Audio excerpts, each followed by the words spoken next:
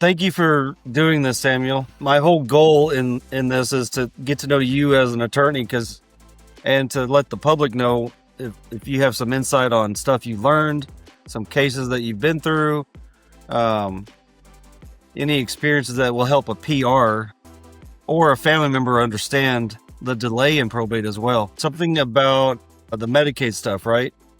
Yes, sir. Yep. So I'd love to learn more about that because we run into that with real estate all the time now. Yes, sir.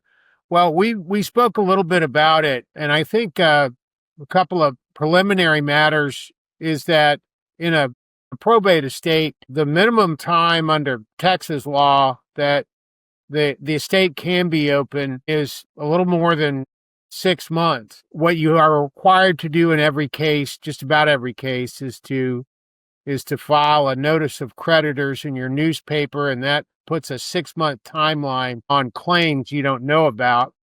And also you have to file what's called an inventory and a list of claims if there are any that people claim the estate claims people owe the estate money. What we talked about was essentially what's called Medicaid estate recovery. And one thing, David, to realize is that Medicaid estate recovery applies to the probate estate. And so only the probate estate. So whatever's not been disposed of through some other means, which we're going to talk about in a minute, it would go through probate. And for many people, if they don't do anything, that's their homestead or their home. Medicaid estate recovery is a program that is meant to reimburse Medicaid for costs associated with assisted living. If somebody goes into assisted living and then owns a home and they don't have, for example, the first thing is a surviving spouse, then Medicaid can come after that, the value of that home. Into several cases with Medicaid, they go through a contractor in Texas called Texas Estates. They send a letter to the estate saying, hey, we're going to file a claim, or we have a potential claim. And people get really worried about that. Now, if we get into it here, the main thing, David, that I want to communicate here is that the best thing to do is to plan around it. And that can be done through a payable on death deed, for example. Mm-hmm.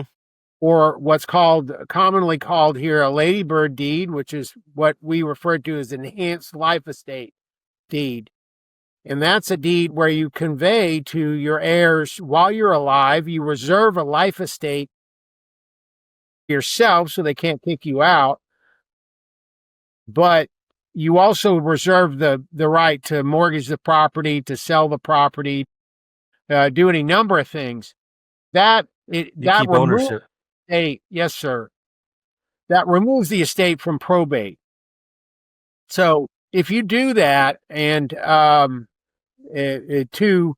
to actually do that, it removes the estate from the probate estate, and then Medicaid can't come after it. There used to be a 5-year look back on a deed like that, and if you just do a regular deed where I reserve a life estate, there would be a 5-year look back by Medicaid after I pass, because they say within 5 years that would be you did it in order to avoid Medicaid's estate recovery.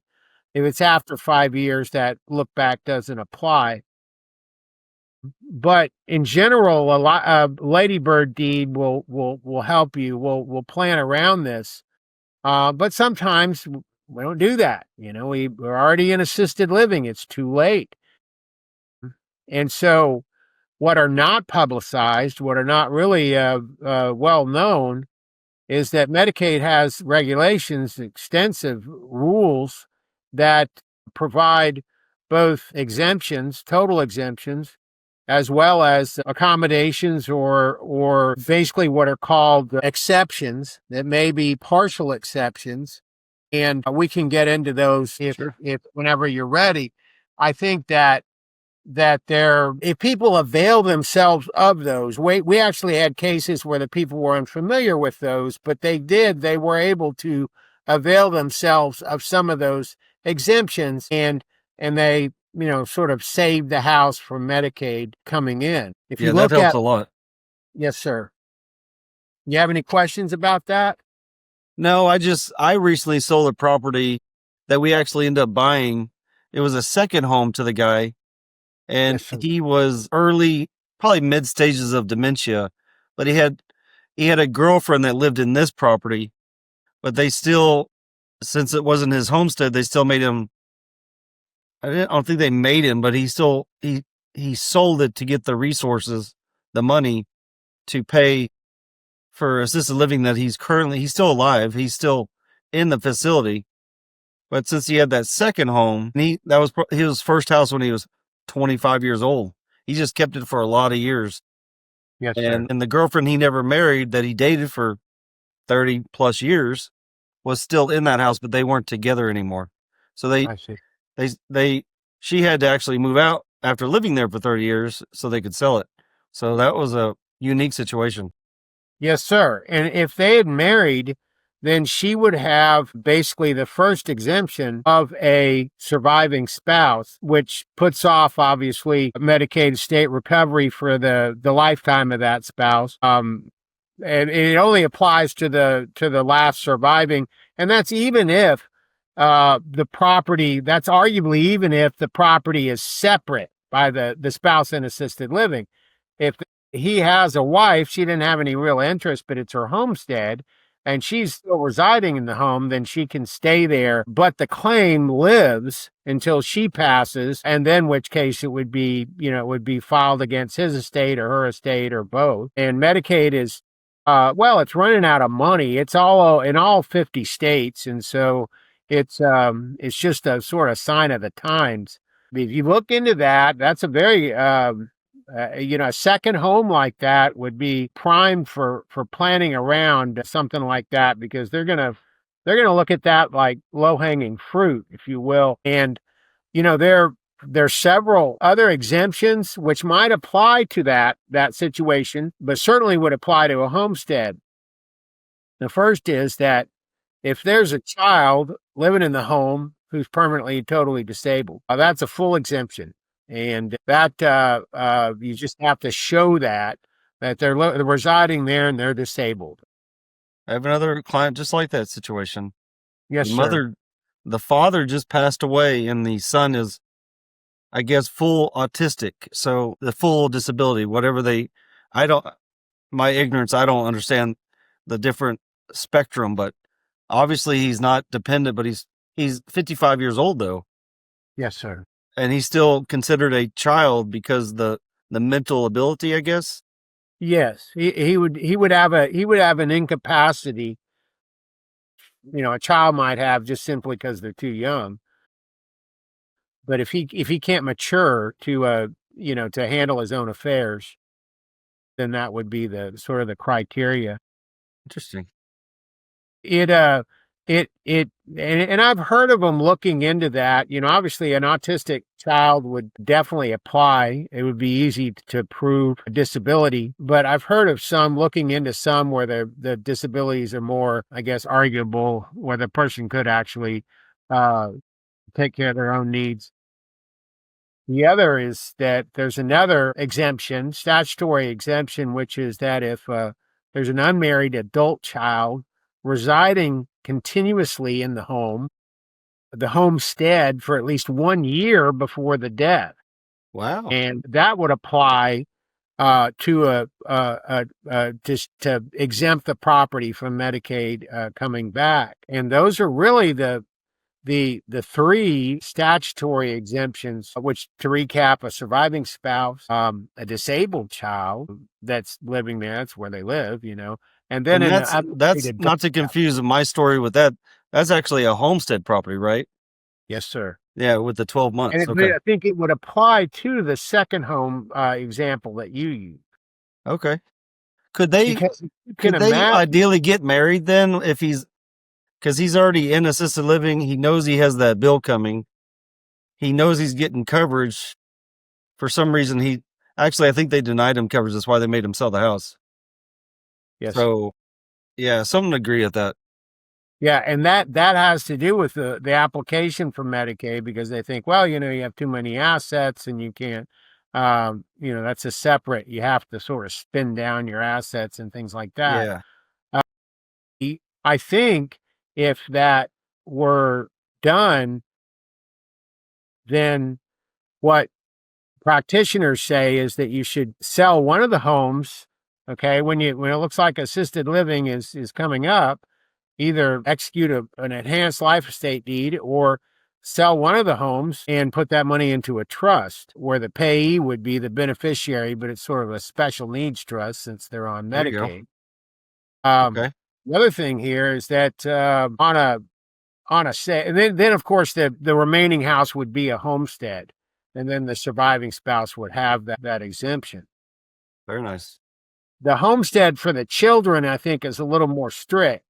But I think you could argue that in a second home, if that were in the case of a child who was living in the home, and sometimes you have enough, I guess, advance warning, if you will, because if you have two houses, okay, and you then decide your child then lives in the other, you get to the point where you can't handle your affairs, you sell the other house, you move in with them, you designate the homestead, and then obviously you make sure they've been there a year before you go into assisted living. That the unmarried child's been living there. That's easy Now, enough to meet. yes, sir. Yeah. It can be complicated, but there are several. Well, I think 3 or 4 total exemptions, right? Statutory exemptions. Now, you get into it, there are also exceptions, which are not really statutory. They're through Medicaid regulation. A big one there, sort of the first one, if you will, is that the estate property's been the site of a family business. It's a farm. It's a ranch. It's been used for at least 12 months prior to the death of the decedent, the owner. Farm. Yeah. Yeah. And then it's primary income producing, right?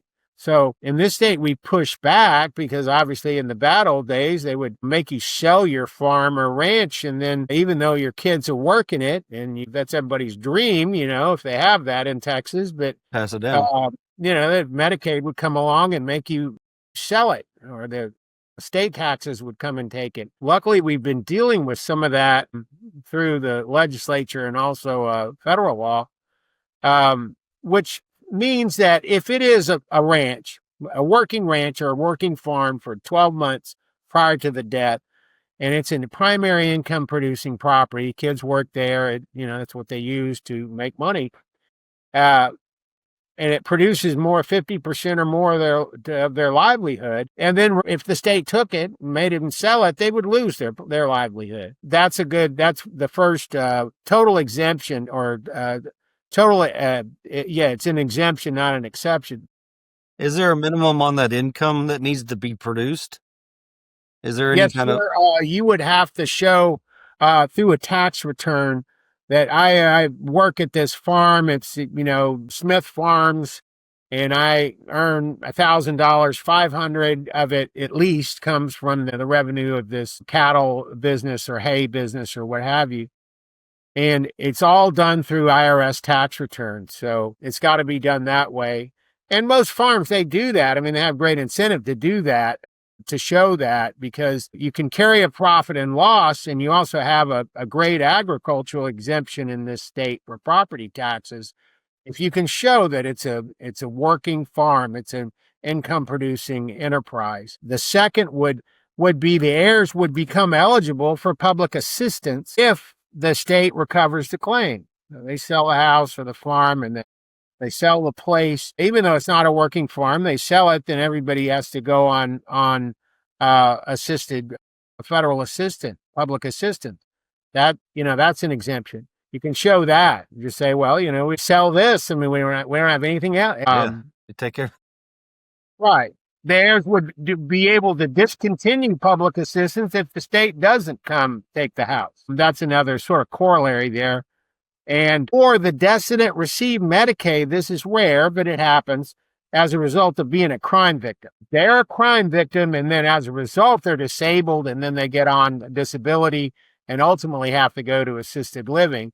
I think you could make the case that there's an exemption there because their disability was resulted from, or the Medicaid benefits resulted from being a crime victim.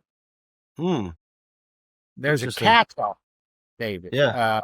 in that, which says any other compelling reason. Now, my experience with that, and we actually went through some of these are sort of hardship things, exemptions that they have to be really, really compelling. And I think they have to have something to do with, for example, another heir, let's say, within the second degree of blood relation. Okay, let's talk about that. If you have a nephew or a niece, Okay. and their parents are deceased, and they're completely disabled, they're autistic or they're disabled, and you care for them, then you could arguably raise that to say, it's not not my child, my disabled child, but on the other hand, it is somebody I'm responsible for. I just didn't ever adopt them, or I didn't, I have a guardianship over them, things like that. They're not my child, but I am responsible for them so that I can I should be able to avail myself of that exception. And it would be an exemption because they're not your child. They're your children, they're your nephew or niece in that example. And you just have to prove that they either live with you or if, let's say you don't have guardianship, they just moved in, I guess, right? Yes. And you care for them. And so they live with you because their parents are deceased. There's nobody else to care for them yet. That happens a lot with grandparents and parents. Yes, sir. I just met a lady yesterday that her grandparents are raising 5 little girls because of a death. In this day and age, it's really it happens. It happens a lot. And that one of the things we're talking about here, David, I think is important, that the sort of modern definition or the modern makeup of a family is not really necessarily reflected in Medicaid regulation. And that, I think, is something that is slowly changing, thankfully. But, again, planning around it is the best option to start rather than just sort of worrying about it after the fact. Yeah. But since that's where we are, I think we can finish actually with some of these limited exceptions that are if a sibling or a lineal heir, okay, has a gross family income below 300,000 of the federal guidelines, then it exempts up to $100,000 of the homestead value from recovery. Now, that would be up to $100,000 only, and most houses sell for more than that. Right. So if you had 2 or 3 kids, okay, and they're going to inherit the house, and when you have one has below 300% of the federal poverty level, the house is worth $300,000 in this example. That person's $100,000 share, that 1/3, would be exempt. But the other 2 would be subject to Medicaid estate recovery. Okay. So what happened? What happened in our example? Well, there was somebody there that made too much money. What they did is they disclaimed. They disclaimed it. They said, well, I don't want anything from the estate. In other words, I don't want it to go to Medicaid. I'd rather have it to go to the remaining heirs. And then it's treated in Texas like they predeceased the heir. Yeah. So their share is like it never existed. That's a way to plan around that. And if you have people that are like, well, I need that money, at the end of the day, you can do a private agreement or something like that after the house is sold. Yeah. There are a lot of options around it, but it puts us practitioners, I think, and obviously realtors also, in kind of a scramble mode if they're trying to figure something out after the person passes and there was no planning done on the front end. So that's I guess another big thing to take from here is that a little planning goes a long way. Absolutely. Yeah. A lot of people just don't realize I've told other attorneys that we think that our attorneys in a way are negative, not helpful. because we think we're in trouble, like we're talking to our supervisor. But we actually need to engage attorneys because of this, because you guys really have a deep understanding of how to pre-plan and solve what most families don't ever learn until they go through the probate process or affidavits, heirship, or something. Yes, sir. Yeah.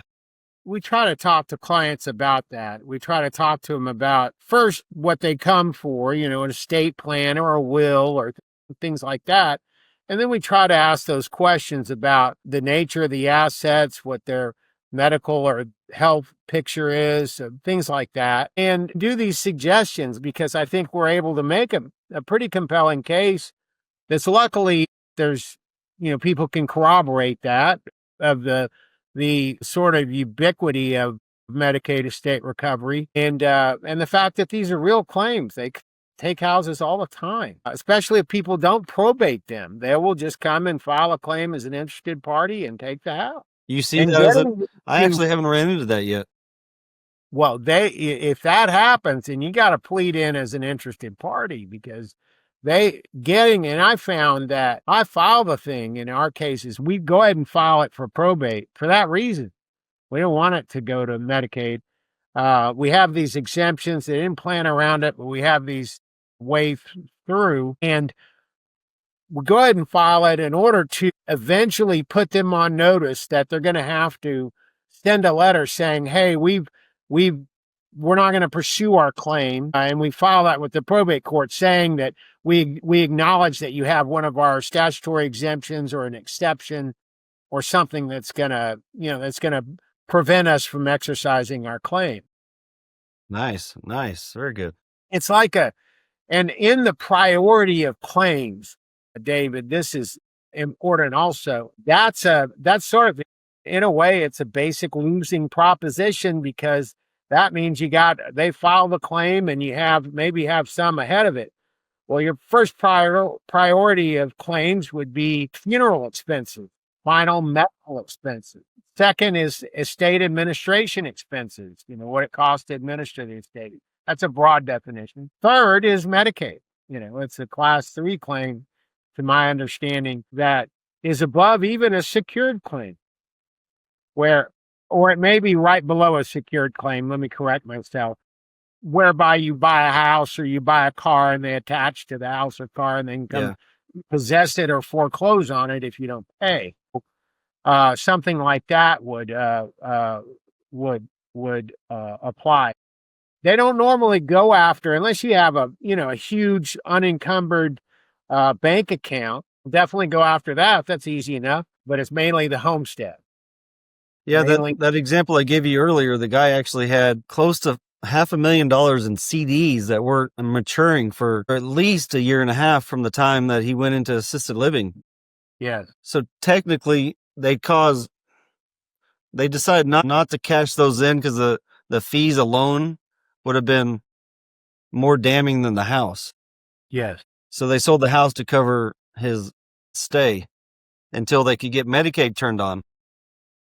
We had one where they had that and just more than $300,000 in a bank account and just sort of use it when they live very much beyond their means. They got good Social Security and things like that. And then they had to go to assisted living. Well, luckily they had put not just a payable on death, but a joint owner of one of their children that they trusted. So that bank account passed to them. It became a non-probate asset at that point because it belonged to this.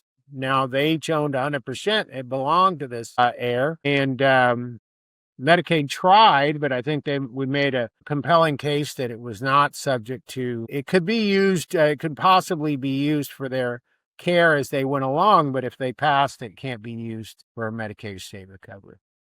Interesting. Now, do you, in your planning for someone's estate, you're planning all this, and then you file probate. Is there a checklist that you're going through yourself? Yes, in a way, yes, sir. Yeah.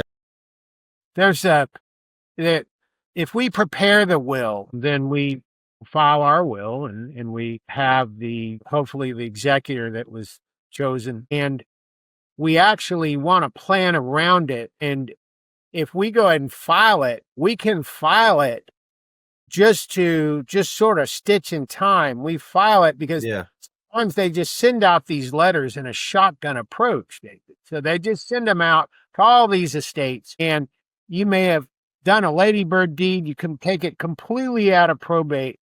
So it's not part of your inventory at all. It's a non-probate asset. It's a transfer that goes directly to the remainder children without going through probate. Well, that exempts it entirely. That takes it out of the whole equation. But they'll send out these letters saying, well, you have to somehow show that or prove that, and then we'll just file it in order to show, hey, an inventory that's approved by a judge is really compelling. Yeah. Well, you didn't have the house there because it's not probate. It's not a probate asset,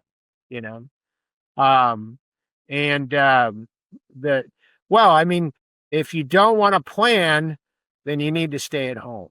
That's really how kind of it gets expensive. I think his bill was $8,000 a month there. Yeah. It can really, and some of those others in your neck of the woods can be $10,000 or a month, and just really incredible. And they're growing. They're popping up everywhere. So obviously people staying there. Now, if you're not the attorney that does the estate planning, is there a place that other attorneys find these wills that are filed, or is it sealed, or is there? Well, in Texas, you can, when you prepare a will, you can file it with the county clerk, and they'll just for safekeeping. It doesn't get recorded or anything like that. They just have it for safekeeping, the original will. Excuse me. If you leave a will in Texas, you file an application to admit that will to probate. That's done through e-filing.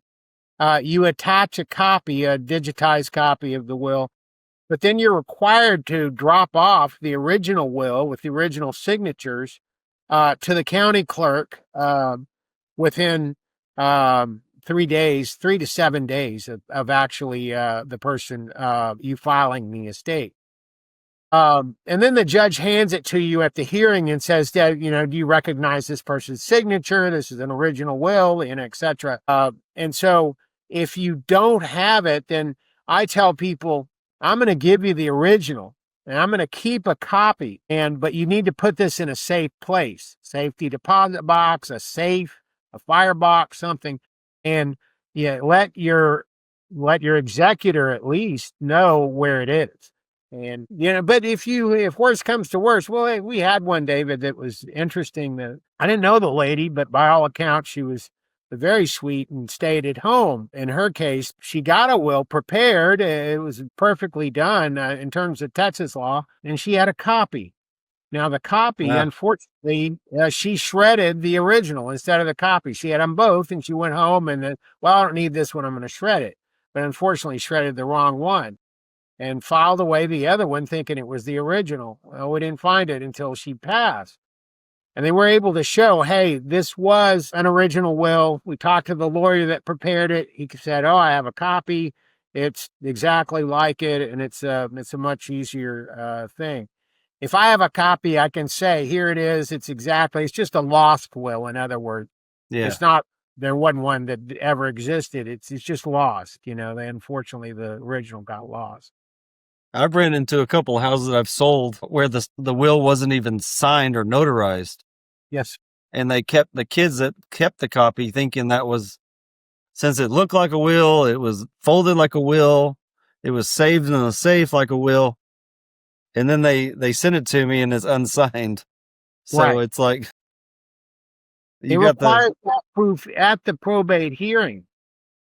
It requires the people to say, and then to say, oh, yes, it is, that's what they intended. I remember when they did it. And if they had witnesses, for example, or people that would know, you need to bring them to court. It takes some proof. And a judge can really deny it, say, well, no, it's not a valid will. Interesting. A lot of little things to look out for. Yes, sir. So what does your business look like? You're in Athens, Texas, and you serve all over Texas, or just? Well, in this immediate area, generally, and then also I go to other counties for.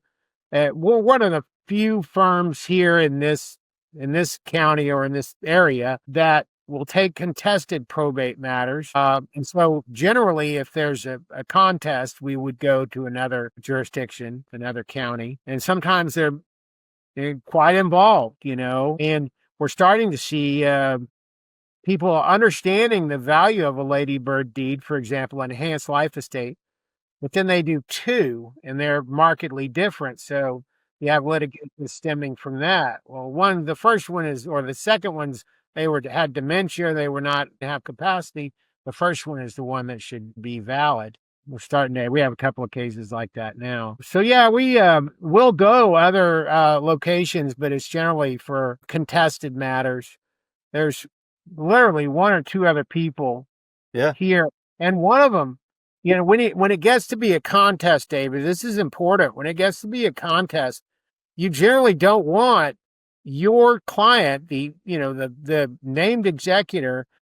In most cases, they don't want to be out in front of the whole thing. So, because they can face a lot of liability. So instead, what they do is you appoint a sort of an unbiased or objective independent administrator. That would be another lawyer, for example. Okay. Well, who am I going to choose in this jurisdiction? I'm going to choose somebody that does contested probate, that knows what they're talking about. So at least one of those three guys, including me, I'm on the case. The other one's the administrator. So it really kind of limits, who people are going to hire. So they go to other jurisdictions. They go to larger cities around us. Tyler, for example, Dallas is about 80 miles. It's not far. But that's really our business. We're going to become, I'm not yet certified, but I'm going to become board certified in elder law. I have a guardianship certification because sometimes people want to stay home, but they're, incapacitated. There has to be a guardianship, things like that. So that's sort of what the cases we look for, I guess. That's the best way to put it. Is there something for a broker like me to do to get on that guardian list for your county or other counties like that? Yeah, if you need someone like me? I think there are classes that you could take to become sort of a certified. If you have that, I think there's a separate licensing for professionals that would then be able to advise clients in guardianship and advise the court as to, I'm licensed and I'm able to, to advise this person, even though you're not a lawyer. Lawyers can appear in court and say, hey, I'm going to be able to represent the incapacitated person as their ad litem attorney, or the applicant who, wants to establish this guardianship and be appointed the guardian, and things like that. Guardianship is becoming more important because as our population ages, people are starting to realize that it's just so much better to somehow stay at home, to not have to just go to assisted living because of choosing to do nothing. Tell people, David, I'm sure you've told people this too. If you choose to do nothing, that's a choice. That's action. That's an action. And it'll happen to you rather than you making it happen. And to me, that's always, in my life, in my experience, that's less than optimal if somebody else is choosing. So Makes perfect sense. we like it. I feel like there's the estates code, and there's there's a way to find a roadmap, if you will, for as long as they're willing to work with you. Yeah. Yes, sir. I think as a realtor, and you're a broker, I think this is a growing area. It is.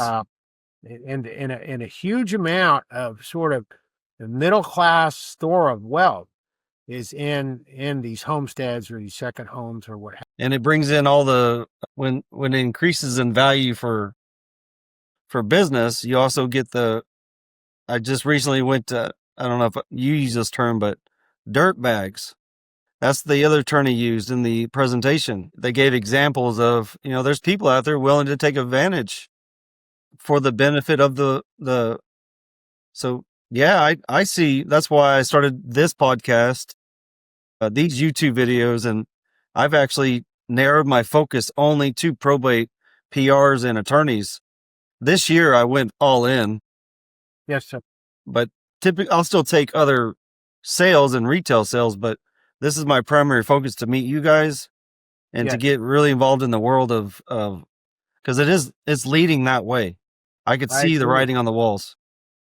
I think that's interesting you say, David, because I have heard that term, the dirt bags, people that are just sort of coming in just opportunists. But we also have a term of laughing heirs, where people that are willing to cut corners because they're so far removed from any sense of bereavement, they're just happy that they get something out of it. And often they'll stand in the way or do frivolous contests and things like that. And it really it hurts the heirs that need it. It hurts the estate. It hurts and it often goes against the testamentary wishes of the person who passed. We just yesterday no, this is Wednesday. On Monday we stopped a foreclosure.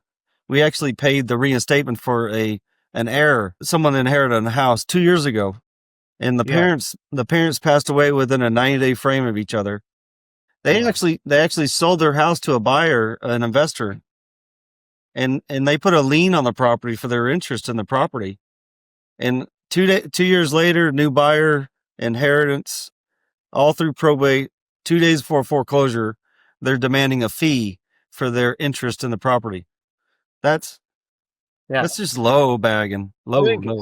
There are a lot of bottom feeders out there, that I'm not going to name them here, obviously, but they're sort of distressed lenders and people that come in and say, well, they have these sort of onerous terms. We had a case, David, and this is really something that I did not really think before I became a lawyer, before I started my practice. But we had a case where a lady had a house on Cedar Creek Lake, and it was on the water, and it's worth good money. It's a nice house. Her husband built the house. He bought the lot, built the house. It's right on the water. Now the value is really skyrocketing out there. But nevertheless, in this point, this was a few years ago, he passed away suddenly. He had a heart attack. Unfortunately, he passed away, leaving his spouse. They'd been married for a while, and he took care of everything. So she was really sort of naive, or not, just trying to, on a steep learning curve, trying to figure things out after he passed. Well, the bank, a major bank, this is a national chain, came to her and said, well, she tried to pay the mortgages. They rejected the payments because they said, well, he's the one that was on the loan. Even though you may own part of the house, we're not going to take the payments from you. Yeah. And Very then they common. said that was sort of their 1-2. And after a couple of months of that, they sent her a letter saying, hey, we're sorry for your loss, but we could claim that you're in default. Even though we returned the payments, we're saying you're in default. We can foreclose. You don't want any of that. So just sign over the house to us, and, you're fine. You don't have any problem. So she comes to me and says, hey, can they do that? And I'm like, well, no, can't do that, because, and she's like, well, why would they do that? Well, your note value is about $75,000. The house is worth about $400,000. So you can see their incentive there. And if you file it for probate, this is what I told her, and I tell people, if you file it for probate, right, and you have that house, Medicaid aside, any of that aside, it becomes the sole jurisdiction for dealing with that homestead is the probate court. So you cannot foreclose on that. If you have to at least get the probate court to sign off on it before you can move with a district court for foreclosure. Is that almost like a temporary restraining order where you're just stopping the process? Yes. And we file a pleading saying, hey, we're going to abate the case in district court. They're trying to foreclose. And we filed it in probate court. You can talk to the probate, the statutory or constitutional probate court, and find that we filed the case. We have, this is an asset and it has equity. For example, we think there's equity in it. So allowing them to foreclose would destroy the equity in the estate. Yeah. Let us sell it instead, pay the note, and then we preserve the equity, instead of the bank doing that. Interesting. Yeah. I didn't really think about that being a motion to stop a sale. would be the probate filing, actually. Yes, sir. And then we do it along with a motion to abate in a district court case if it's a foreclosure that's already Okay. they've already filed. That's what they did on this case then, because it took 2 years, but the son just stopped making payments about a year ago because he didn't know what to do. But he was just recently put on the title, and unfortunately, he let it go the 4 or 5 months after being awarded the house. Yes. That they got to the point where they were going to do the courthouse steps with it. So an attorney here locally gave me the referral that, and we actually stepped in and paid the reinstatement for him. I got you. And now we're selling it on a closed market, but to investors at a higher number. Yeah. And so he gets some benefit from it. It's a better option, better outcome for him.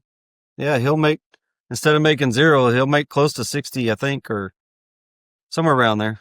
And then that can be really important to the heirs. The reverse mortgages are like that too. They can't really trying to strong arm you on those, but they have the same rules as per a claim. Once you file it for probate, the judge generally gives you an opportunity to sell it and pay that reverse mortgage. In this business on reverse mortgages, we tend to say they already sold the house, not technically, but they sold it to the lender.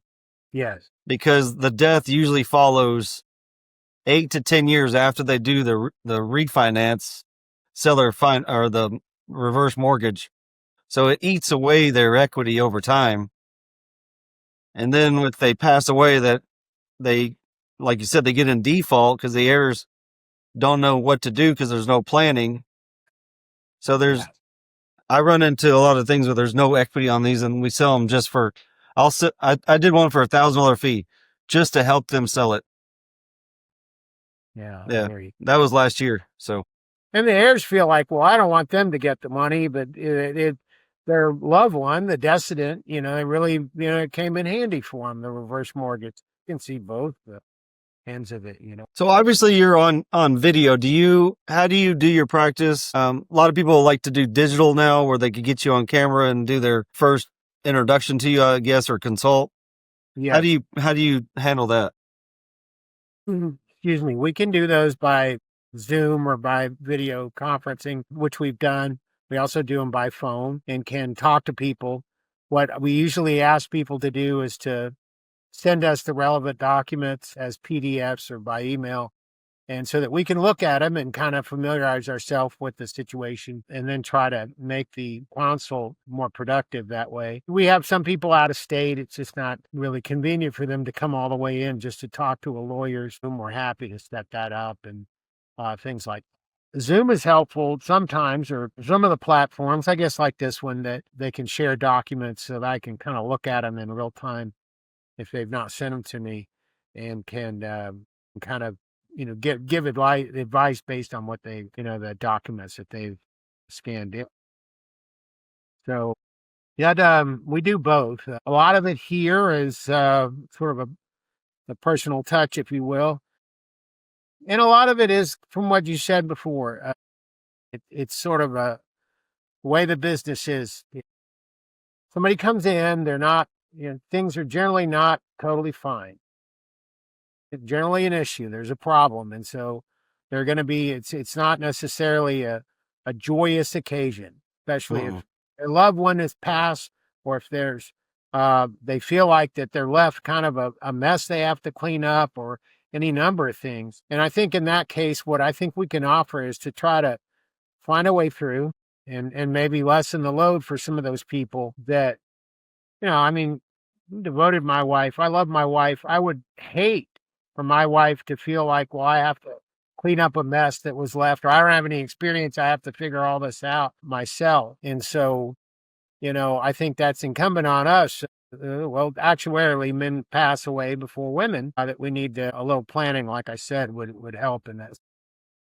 Yep. Well, we're at 50 minutes. Do you have any last comments or disclosures or disclaimers or anything? Well, I'm happy to, if you have extra questions you want to put me back on, I'm happy to try to answer those. And I think I try to give an overview today, and we're happy to do it. I mean, it's something that we're interested in. I think there's a I think what you and I are trying to do is educate people as to the various issues as well as the options that they have, because the last thing I want to do is just tell somebody, well, you should have planned better and I can't do anything for you. That's not Yeah. productive. I don't think that. In most cases, if you can look, you can find something to help. Yeah. It's just a little bit deeper. If someone is watching, not just to go to Google or AI now, Yes, sir. they get to spend an hour with you before they even meet you, most likely, and Yeah. see what your thoughts are and your strategy. The strategy is all the same typically, but it's just personality, and if they're open to dealing with it at the time that you can help them. That's what same in real estate. Yes, in closing, that can be sort of a one hearing issue time, and most of the work is done here from the office for us. Last thing Texas Estates wants to do is have to get a lawyer to go to court. So they prefer to do things by phone, email, or by mail. It's only if they feel like they have a slam dunk case, they can go into court and get what they need and have the right to take the house or sell a house or what have you. But if you fight them on that, then they don't like that. They don't want to go to court because it costs them a lot of money. They have to find a lawyer to do it, and they have to go into court. And I kind of hold them to their proof. So a lot of I'm those actually hearing things, Sorry. Yep. I'm actually heading at 1:00 today. I'm heading to a house that's been in contested probate for over 5 years, Yes, sir. and it's the reverse mortgage that has tied it up. And the way that the family broke up, it's stepkids involved with the one one full blood relative, Yeah. and the house is only probably worth maybe 140,000, and they've been fighting over with the mortgage company for 5 years, and now I guess they got to the point where they're just saying sell the real estate. Yeah. Just hire someone that's a outside party that has no interest and get it sold. You have the values that really jumped up in Fort Worth, obviously mid cities also. They're just really incredible. 400,000. I can't believe it. I used to be able to. In mid cities, we used to be able to buy houses around 150, 175. Now that's a as is falling down house there. Depending on what side of the highway you're on, you could be $600,000. It's crazy. In Fort Worth. So, yeah, and I think it's an increasing area of practice for us. So Very good. happy to be on. Thank you very much. Thank you.